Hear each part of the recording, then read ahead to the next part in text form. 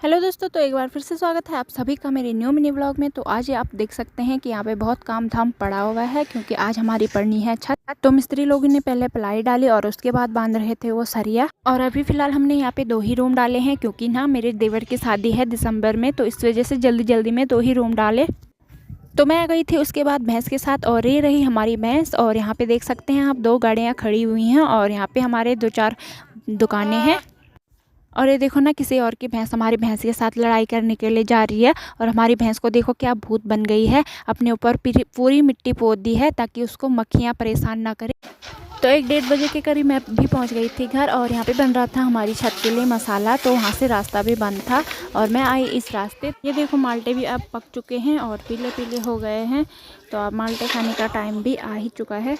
तो जब तक मैं घर पहुंची तब तक छत भी पड़ ही चुकी थी, क्योंकि 2 ही रूम थे और एक छोटा सा किचन था, तो छत भी डल ही चुकी थी।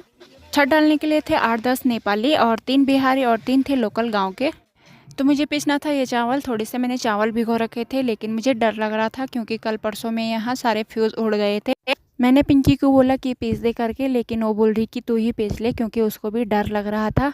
उसके बाद मैंने भी हिम्मत करके पीस लिया, क्योंकि मैंने ना ज़्यादा बारीक नहीं किया, क्योंकि मुझे डर लग रहा था कि कहीं मिक्सी जल ना जाए, क्योंकि एक मिक्सी मैं पहले भी जला चुकी हूँ। और मैंने मंगाया था मीशो से एक पार्सल, जिसको खोलने के लिए मैंने पिंकी के पास गया, तो पिंकी उसको खोलने लग गई। तो ये देखो, तो पिंकी ने उसको जैसे ही खोला तो बोला कि वाह भाभी क्या मंगा रखा है तूने, ये तो बहुत सुंदर आ रखा है।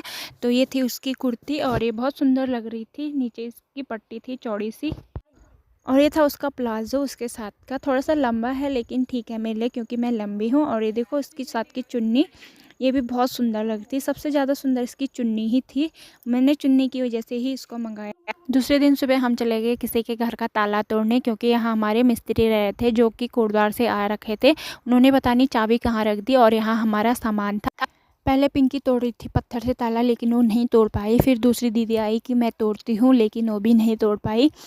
एक जेठ जी काफ़ी देर से हमें देख रहे थे, और उन्होंने बोला कि तुम्हारे बस की नहीं है, मैं ताला तोड़ता हूँ और तुम्हें सिखाता हूँ कि ताला कैसे तोड़ते हैं। तो ना साथ में हथियार भी लाए, और उन्होंने एकदम से ताला तोड़ दिया। बोला कि इससे ताला ख़राब भी नहीं होता है और ताला टूट भी जाता है। तो ताला भी टूट गया था। यहाँ पे गांव के एक देवर की शादी हो रही थी, और यहाँ पे उनका खाना बन रहा था, और इन्हीं के घर में ना हमारे मिस्त्री रह रहे थे, इसलिए हम भी सामान ले गए थे अपने घर।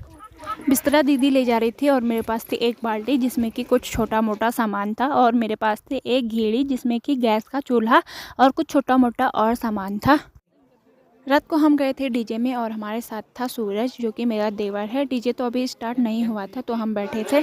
तो करीब 9 बजे के बाद डीजे लगा और डांस भी शुरू हो गया था।